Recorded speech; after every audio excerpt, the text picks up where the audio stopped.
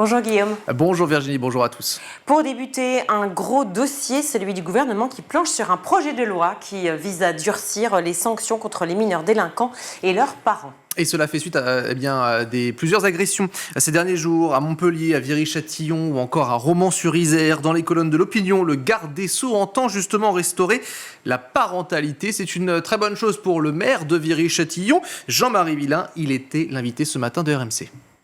Alors ils ont déjà la responsabilité de l'éducation, je reviens dessus, parce que c'est important pour moi que des parents prennent conscience dès la naissance de leur enfant que c'est pas juste un jouet, que c'est un enfant et que c'est bien de l'aimer, c'est bien de l'adorer, c'est bien de lui faire des cadeaux, mais c'est bien aussi de lui expliquer la vie. Donc il faut qu'ils assument, bien entendu. Tout l'arsenal doit être renforcé. Mais il faut que dès qu'il y ait des vrais faits de délinquance, il faut impérativement qu'on mette les moyens pour que les sanctions soient réellement, rapidement effectuées.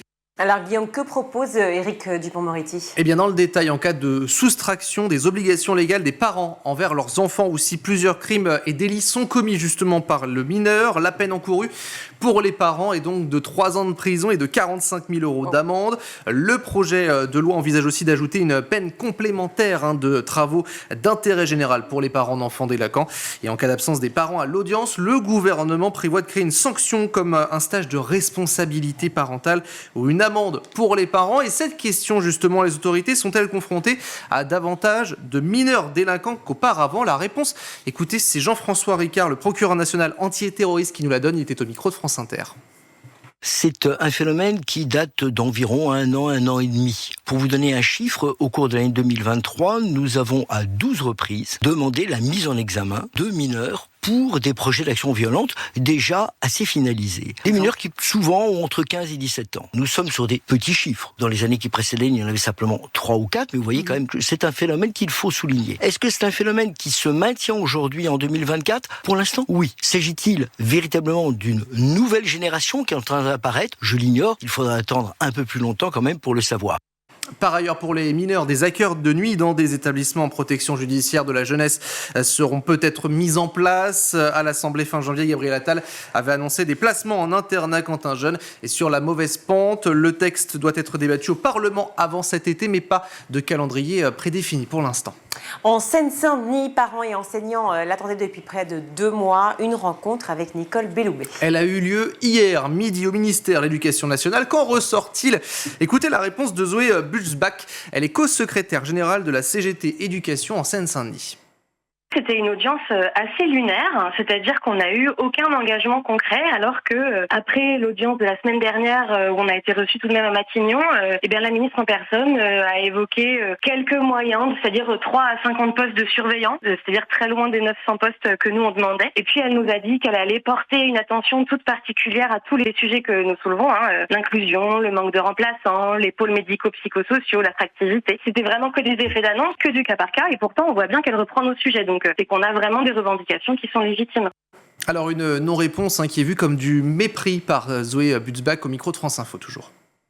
C'est quand même très inquiétant parce qu'au bout de 2 mois de mobilisation, la ministre, elle nous dit qu'elle a encore besoin de travailler pendant au moins 1 mois pour revenir vers nous avec des réponses concrètes. C'est inquiétant et puis surtout, c'est pas très sérieux puisque nous, ça fait depuis décembre que les revendications, elles sont chiffrées par une intersyndicale assez large avec plein de parents d'élèves.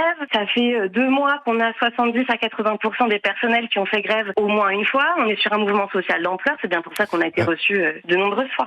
Des revendications chiffrées, 358 millions d'euros demandés à être débloqués pour créer 5000 postes d'enseignants, 3000 emplois pour la vie scolaire, une réflexion des établissements qui sont donc vieillissants. Notez que les professeurs seront de nouveau en grève lundi prochain pour la journée de rentrée. Et cette information qui nous vient de nos confrères de RMC, une enquête au pénal est ouverte par le parquet de Paris après les événements survenus dans l'enceinte de Sciences Po Paris. L'objectif étant de faire la lumière sur ce qu'il s'est passé ce 12 mars dernier quand une étudiante juive a été refoulée de l'amphithéâtre où se tenait une manifestation pro-palestinienne.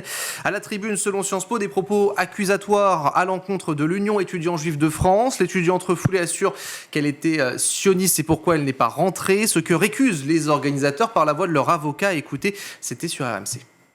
Il n'y a eu absolument aucun espèce de manquement pénal. Cette étudiante n'a absolument pas été ciblée en raison de son appartenance religieuse. Si elle a pu être empêchée d'assister à cet événement, c'est que elle pouvait filmer, prendre des photos des personnes qui pouvaient participer à ces événements. Ce qui est vraiment frappant dans le dossier, c'est l'emballement qu'il y a autour de cette affaire médiatique de la part de l'administration, de la justice. Il faut que les choses puissent s'apaiser et il faut dégonfler la bulle qui est en train de se créer et qui a mis lieu de l'instrumentalisation qu'on est en train d'en faire.